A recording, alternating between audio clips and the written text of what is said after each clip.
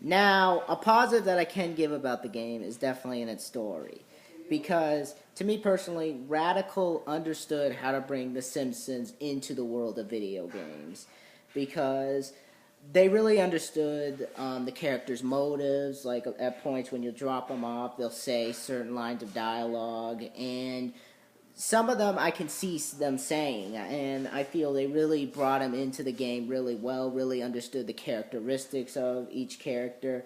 They're not just, have them go to this place where you'll never see this particular character going in an episode of the show, or just having them say things that they wouldn't say in the show. I feel they did a really good job with that.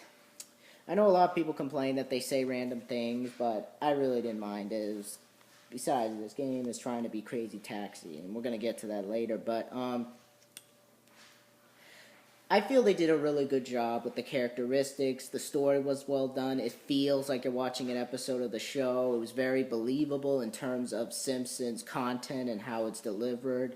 So overall, the story in the game is definitely really, really well done, and definitely, I think, is one of the best Simpsons interpretations, and definitely the best of bringing them into the world of video games and whatnot. But, yeah.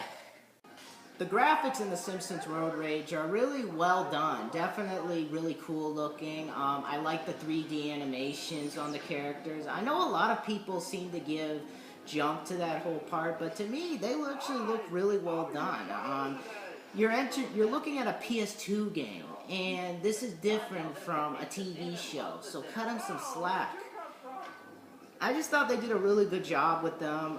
The voices themselves, the lip syncing, they just really added a lot to the game in terms of its graphics. Speaking of the graphics, the locations themselves are also awesome in this game, because the game, as I said, split up into 6 huge worlds, and each location has the familiarity of what you saw in the TV show. So you're gonna see like Truckosaurus, you'll also see the power plant right here, the airport, the Whacking Day prank, many other places that, if you're familiar with the TV show, the grocery store, the Googleplex, whatever it's called, and many others. And each location, I think, is carried through really, really well. And if you're a fan of the TV show, you'll love how they did this game. You'll love the locations. Each location is carried through really, really well. And I'd say this is probably the best looking I've seen The Simpsons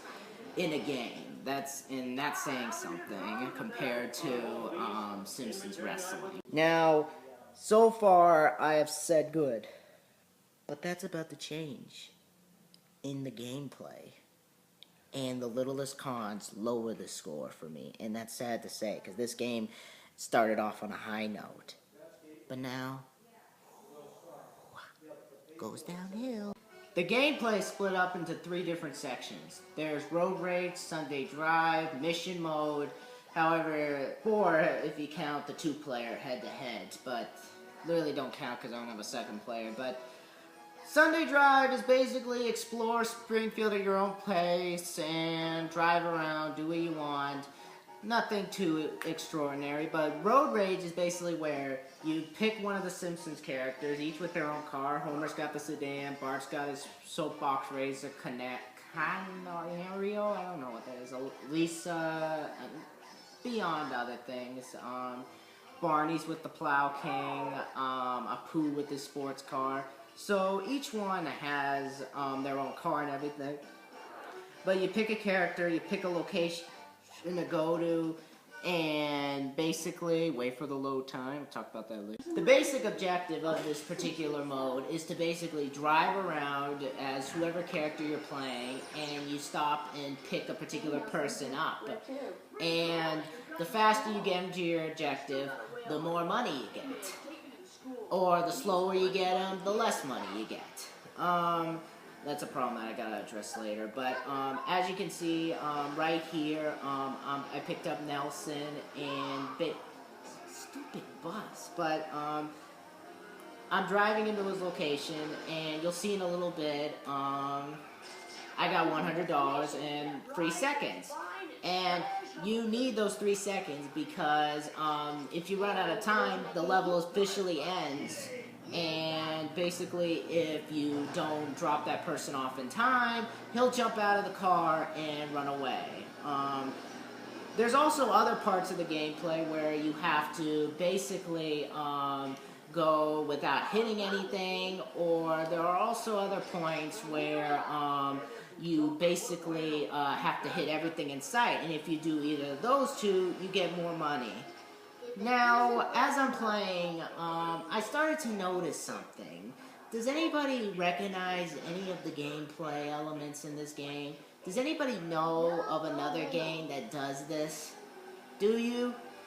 Oh, let me make it easier. Crazy Taxi!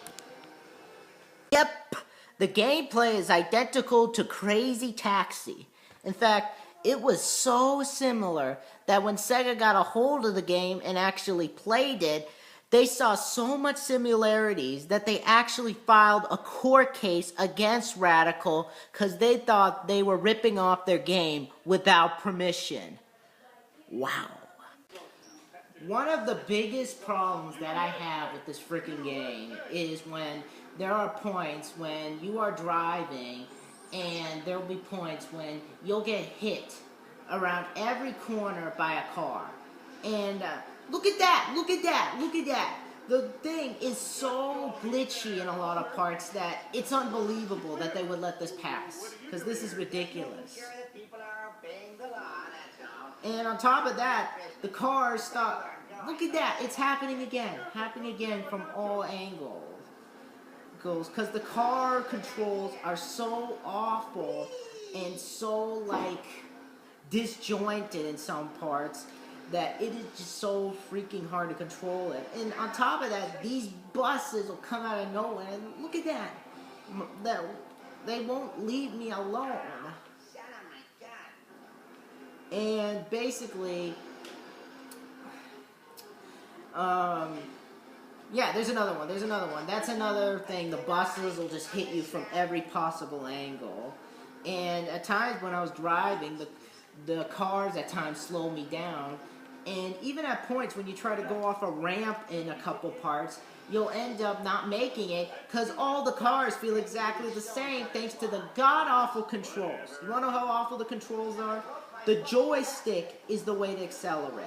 Because when you press the X, it does not, it just feels disjointed. Unlike, say, Grand Theft Auto 3, where the controls are slick and solid. Because GTA 3 actually has smart developers when it comes to this sort of thing.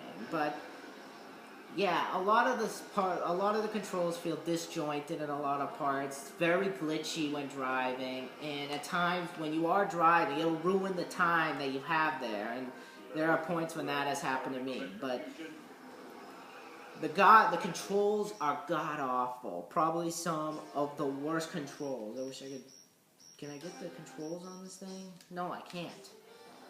I don't even want to get it. I won't even want to get out the manual to show you. That's how bad the controls are. But you know what really stinks about the game? This! I'm still waiting. Look at that. That's how long it takes to load.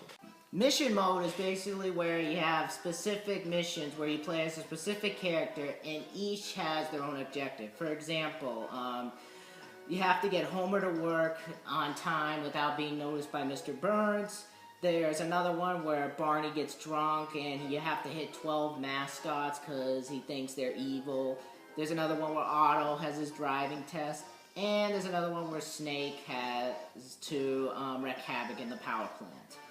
And many others that are basically don't really add much to the game.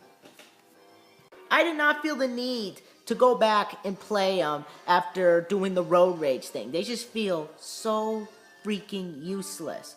Heck, it's much funner, let me just get it up, it's much funner looking at the pictures of the characters than it is actually doing it.